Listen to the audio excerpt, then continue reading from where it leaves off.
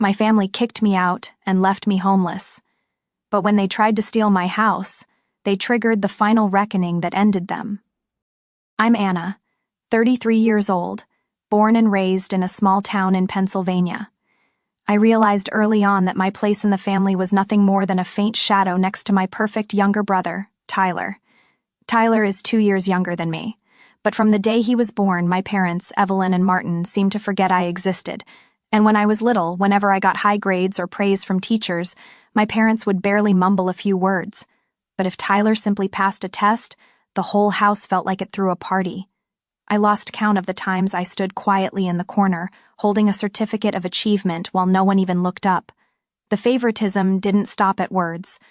On birthdays, Tyler always had big parties and expensive gifts while I received just because presents, discounted t-shirts, or cheap notebooks. I still remember the time I got a pair of gray socks while Tyler got a brand new mountain bike. When I turned away to wipe my tears, my mom casually said, "Girls don't need bikes." Growing up in that environment, I learned to shrink into myself, not to ask, not to expect. Tyler, on the other hand, became arrogant, used to getting everything without effort. It got even worse after he married Stephanie, a woman I swear could turn anyone into the villain with just a few tears. Stephanie was pretty and had a special talent, playing the victim. She could turn the smallest incident into a disaster to gain sympathy. If anyone dared to push back, Stephanie would burst into tears, shifting all blame onto them. Of course, my parents, who always saw Tyler as a treasure, never bothered to see the truth. They treated Stephanie like their own daughter, defending her no matter what. Stephanie didn't bother to get a job, even though she had a college degree. Tyler had to work himself to exhaustion to support the entire family, while my mom happily babysat their 3 young kids every day. My parents' old 3-bedroom house was always loud and cramped with kids and Stephanie's endless complaints about how hard her life was. Eber and me, I chose a different path. After graduating from college, I moved out, worked hard, and climbed up to a management position at a furniture company. I avoided going home as much as possible because every time I did, I felt like a stranger. Last year, when the pandemic hit, my company had to downsize. I lost my job after a short email. Not long after, I also had to leave my rented apartment because I couldn't afford it anymore. Desperate, I gathered all my courage and called my parents, hoping to stay a few months until I found a new job.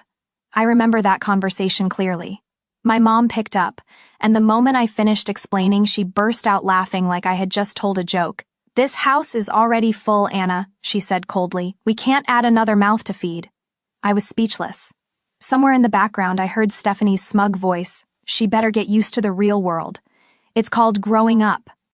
Tyler, the same brother I once shared every slice of cake and toy with, just shrugged when I looked at him, his eyes empty as if he didn't even know who I was, and walked out of my parents' house with nothing but a battered suitcase and the little savings left in my bank account.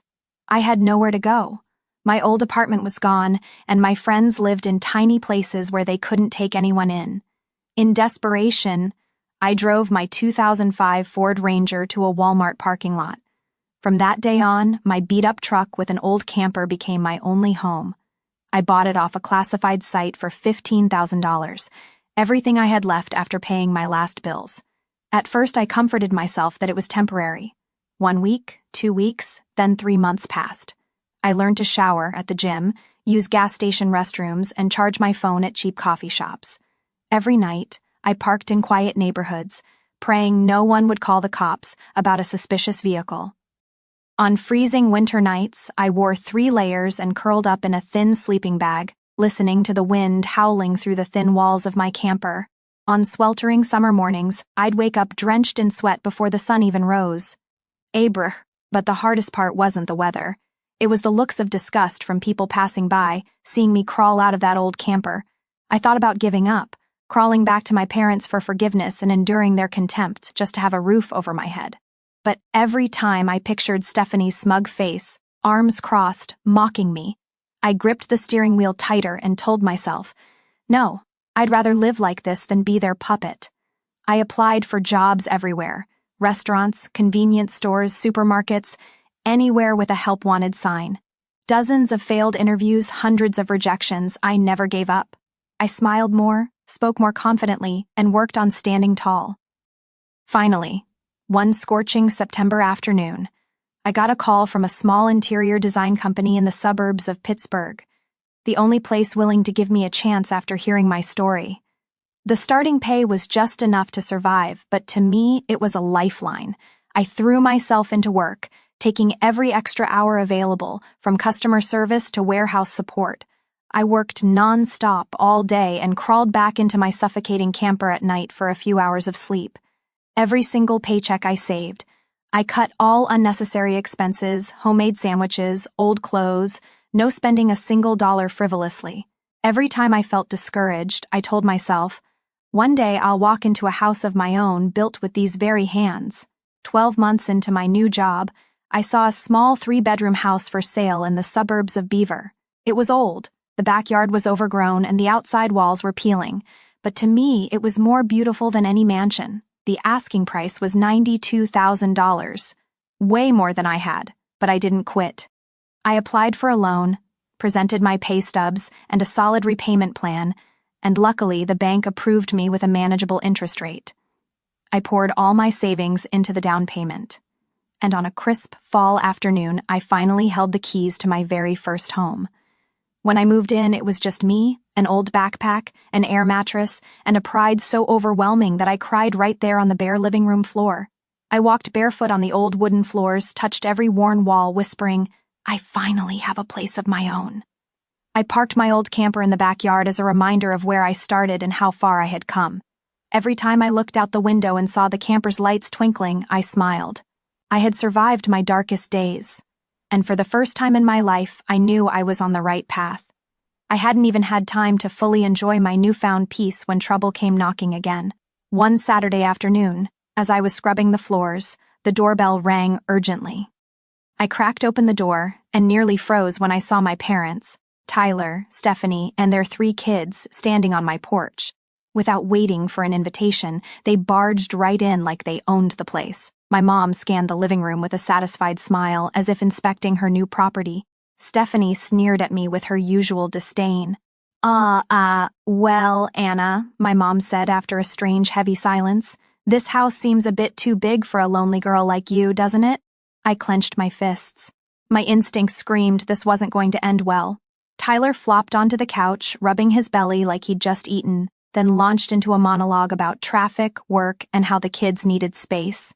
Stephanie chimed in, her voice sweet but icy. Given the situation, we think it's best if we move in. You still have your camper out back, right? Eberg, I stood there stunned. What do you mean? I asked, my voice shaking with anger. We live in the house, Tyler said casually. You can move back into your camper. You're used to it anyway. Besides, he shrugged, you don't need this much space just for yourself. I stared at them, a tidal wave of rage and bitterness rising inside me. Where were they when I was sleeping in a parking lot? When I needed shelter, they laughed and slammed the door in my face. And now, when I finally had something of my own, they acted like it was theirs for the taking. I took a deep breath, trying to stay calm. No, this is my house. You don't get to decide. Babrity Tyler's face darkened. Stephanie shot up from the couch, arms crossed, voice shrill. You're so selfish, Anna. Your family needs you. Are you seriously going to let the kids stay cramped in your parents' old house? I turned to look at my parents, hoping they'd say something fair, but they stayed silent, eyes avoiding mine, silently siding with Tyler. No, Anna, my father said, his voice low and cold as steel. Don't make this difficult. This is your family. I laughed, a bitter, foreign sound even to my own ears. Where was my family when I needed them? When I was sleeping in my truck in the middle of winter? What were you doing? Don't talk to me about family. Brr. The air grew so heavy it was hard to breathe. Stephanie stormed toward me, her face flushed with rage. Before I could react, she slapped me hard across the face, whipping my head to the side. You deserve that for being so selfish, she screamed, tears streaming down her face. I touched my burning cheek, feeling the mark her hand had left. Years of swallowing pain, staying silent, all shattered in that instant. I didn't scream. I didn't cry. I quietly pulled out my phone, dialed 911 and spoke clearly. I need the police. I've been assaulted, and there are intruders at my home. The moment they realized I was calling the police, they all snapped out of it. Tyler stuttered, trying to pull Stephanie back. My parents' faces went ghostly pale. I kept the phone to my ear, my eyes locked on them. Leave my house immediately. If you're still here when the police arrive, you'll be explaining yourselves to them. Stephanie threw a tantrum, cursing under her breath. Tyler tried weakly to smooth things over, but I didn't budge. This was my house. No one was taking it from me ever again. The police arrived in under 10 minutes. I showed them footage from the security camera by my front door. Everything from the moment they barged in to the moment Stephanie hit me. The officers gave me a sympathetic look and politely ordered them to leave my property immediately. Before she left, my mother shot me one last look full of anger and bitter disappointment, as if I were the traitor.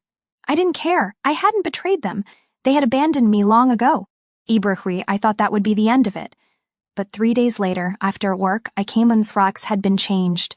Strange furniture was crammed into my living room, and my beloved camper had been dragged out to the curb. I ran to the door and banged on it. It swung open, and there stood Tyler and Stephanie, triumphant like they had just conquered a kingdom.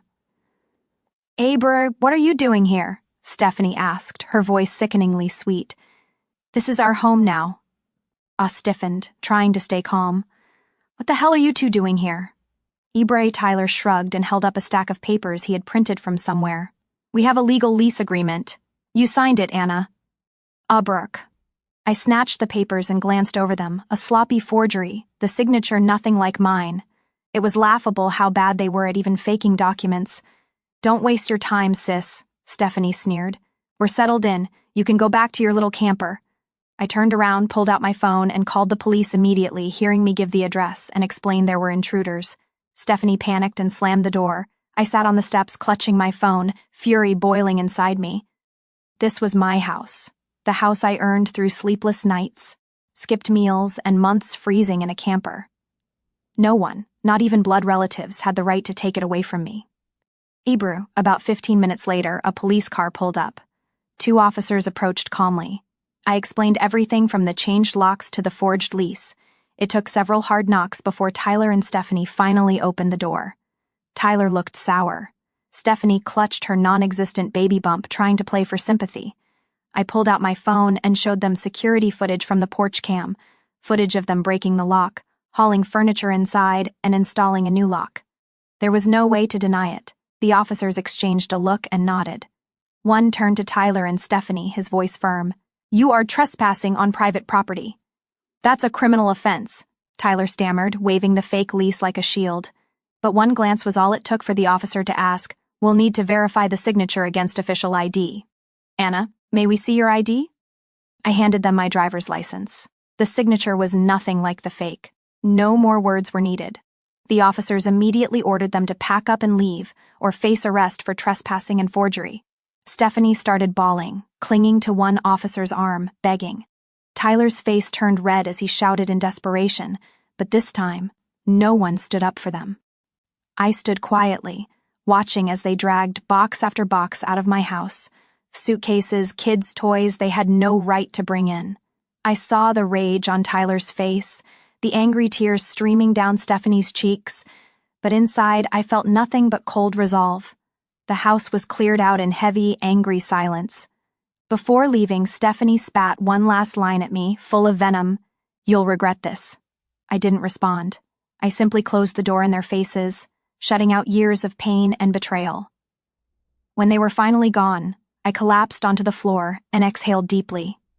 My old camper still sat steady in the backyard, like a symbol of everything I had endured.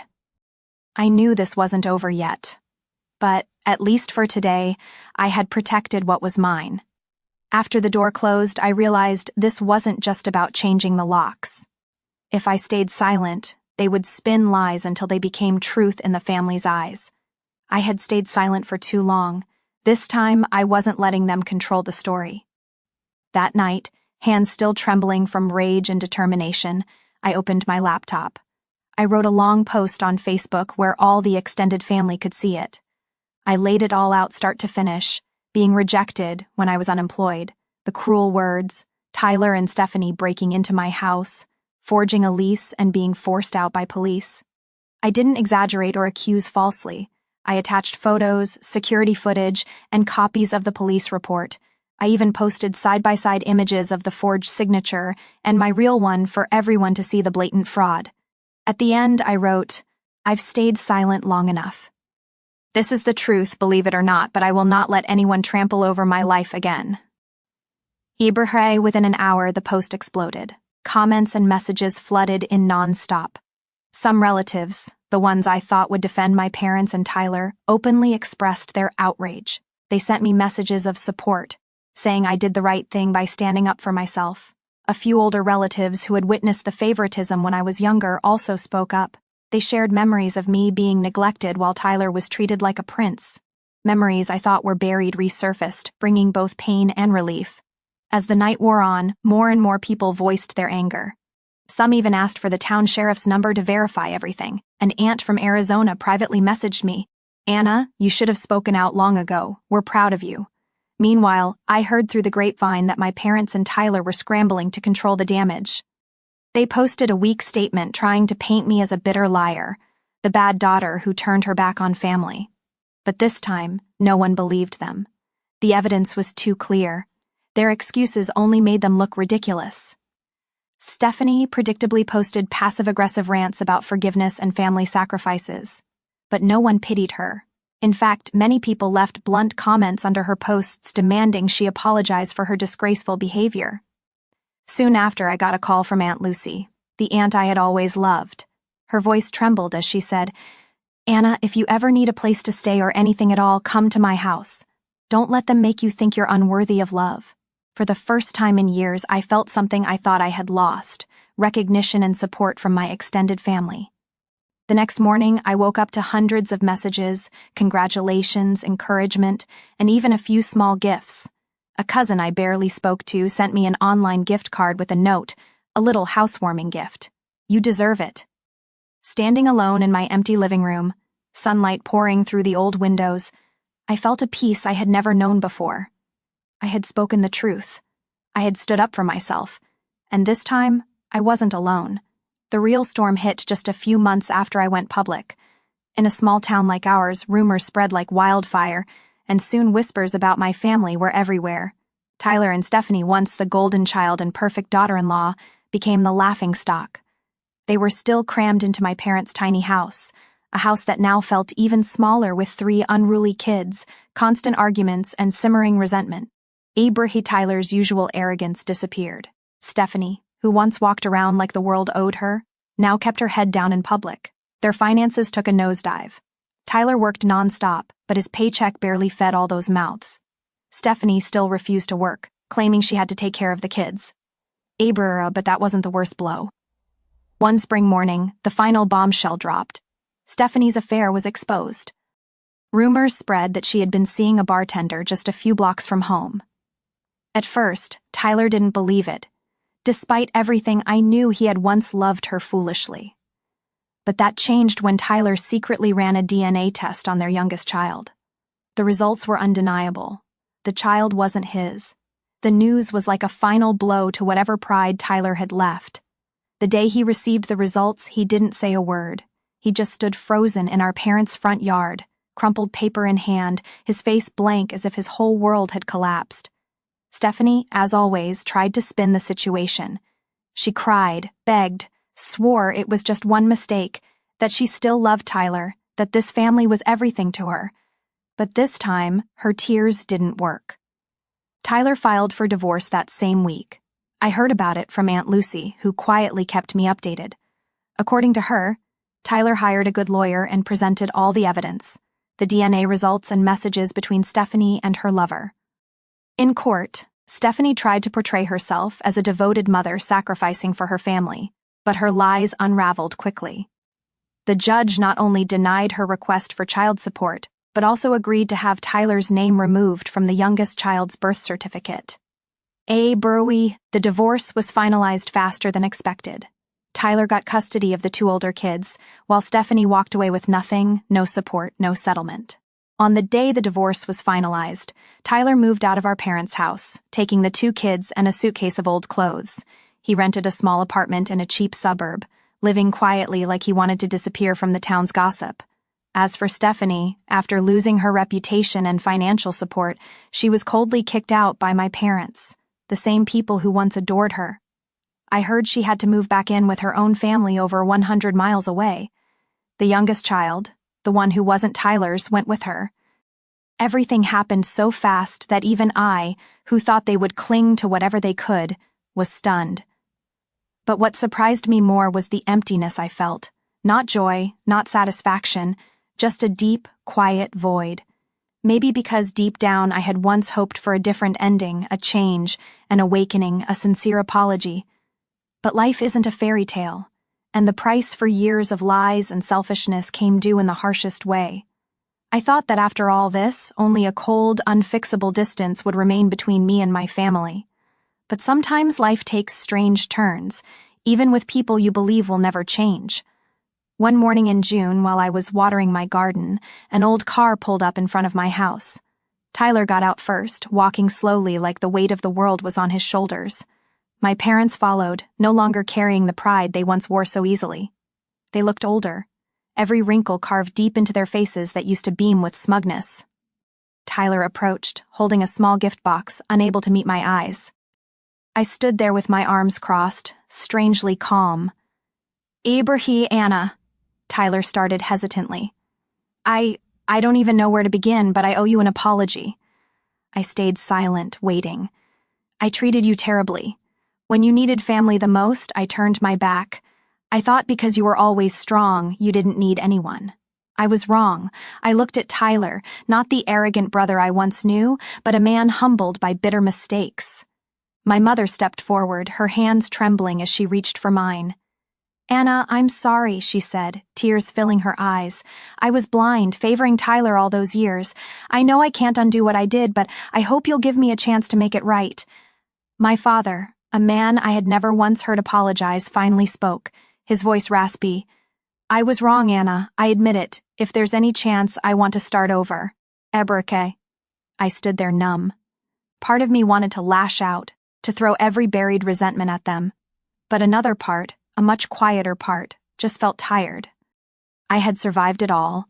I didn't need revenge. I needed peace. Tyler held out the gift box. We've started going to church the past few months. I've learned that forgiveness sometimes isn't for others, it's for yourself. I don't expect you to forgive me right away, but I hope one day you might. I took the box and opened it. Inside was a handwritten card. Tyler's familiar messy scrawl, even if it's late, I still hope to call you my sister again. Tears filled my eyes before I even realized it. I turned away, hiding the softness I had fought so hard to protect. All right, I said, my voice thick. But things won't go back to the way they were, and it'll take time for me to trust again. We understand, my mom nodded. We're not asking for that. We just want a new beginning, an honest one. From that day, my family really did change. Tyler started bringing the two kids to visit every weekend, always letting me know ahead of time. My mom sent little text messages, small but genuine check-ins. My dad, though still a man of few words, would always nod when he saw me, a nod heavier with meaning than 100 fancy speeches. I stayed cautious. A scar, even when healed, still leaves a mark. But for the first time in years, I saw the possibility of a new chapter, one without constant bitterness and blame. One night, standing on my porch, watching the warm glow of the living room lights, I thought, sometimes the greatest miracle isn't an apology. It's someone truly changing because they know they were wrong. Stephanie, after the divorce and the scandal, nearly vanished from town for a while. I heard she moved back with her parents about 70 miles away, but even from a distance she refused to let me go. Her life fell apart faster than I imagined. Without a husband to support her, and without Tyler's parents backing her, Stephanie had to find a job. But with a reputation ruined by the public scandal and a history that followed her online, no employer wanted her. The old posts, the ugly comments from townspeople, they lingered like a permanent stain. Frustrated and unemployed, she ended up stuck at her parents' house, living off their small retirement checks. Slowly, even the relatives who once defended her backed away. Everyone saw her for what she really was, selfish, lazy, shameless. I thought it would all fade quietly, but I underestimated the bitterness Stephanie harbored. One late fall night while I was sleeping, my home security system blared an alarm.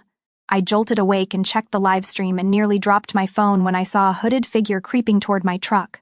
The figure, quick and clumsy, pulled a carton of eggs from a backpack and hurled them at my truck, eggs bursting and dripping down the windshield and hood. After the vandalism, the figure ran off into the dark. I immediately called the police. When they arrived, I showed them the video footage. Even with the hoodie, I instantly recognized her. Stephanie's height, gait, and posture were unmistakable. The officers gathered evidence quickly. I filed charges for property vandalism and requested a restraining order. The case moved faster than I expected. With undeniable video evidence and a documented history of conflict, the judge wasted no time. Stephanie was fined for vandalizing private property and ordered to pay for the cleaning and repairs. More importantly, the court granted a 3-year restraining order. Stephanie couldn't come within 300 feet of me or contact me in any way, in person, by phone, mail, or online. The day the order was issued, Stephanie stood in court, her face twisted with rage and humiliation. I, dressed neatly in my business suit, stared at her like she was a stranger behind a pane of glass, distant, emotionless. News of the incident spread quickly. The town buzzed with gossip about the disgraceful egg attack, and Stephanie's already shattered image crumbled even further. She had tried so hard to portray herself as a devoted mother, a victim of family power games. Now all anyone saw was a bitter, defeated woman who destroyed herself. I knew Stephanie would probably always blame me, but I didn't care. I did what I had to do to protect myself and the home I fought so hard to build. One weekend afternoon, sipping coffee on my porch, feeling the crisp fall breeze, I looked out at my truck, parked peacefully under the golden sun. No more fear of sabotage, no more tiptoeing around threats.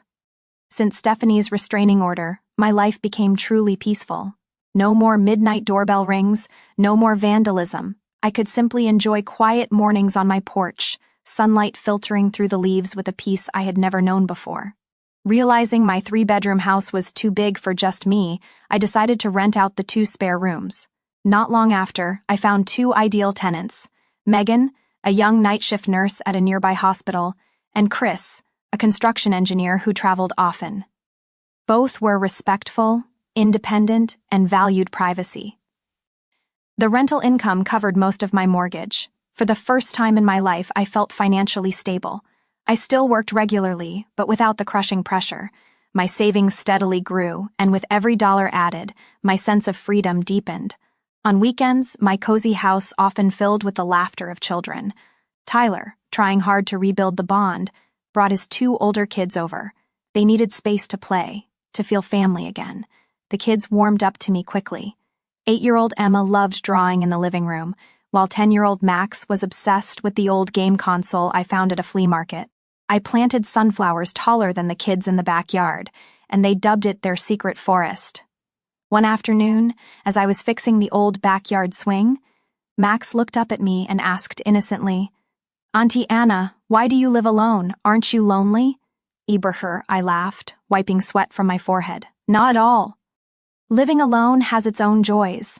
I can do whatever I want, whenever I want." Emma hugged my arm and whispered, "I love coming to your house. It's way more fun than Grandma's." Their innocent words warmed my heart.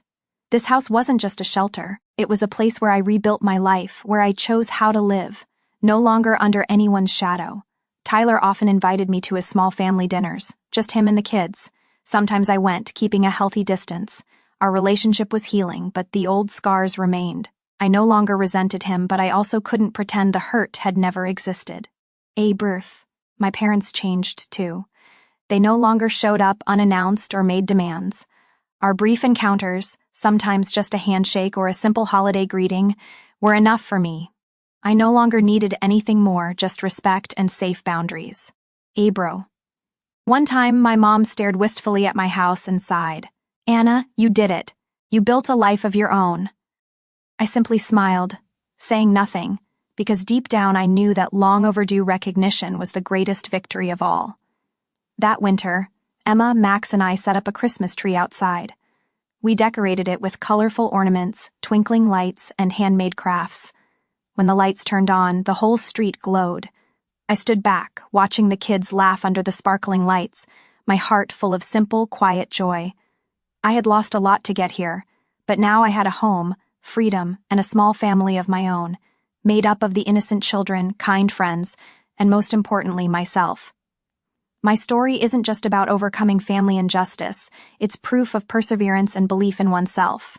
From a cast-off, ridiculed, manipulated person, I rebuilt my life with my own two hands, a home, financial freedom, and genuine love from those who deserved it. The past left scars, but it also taught me to cherish the present. I didn't just reclaim my life, I found true peace.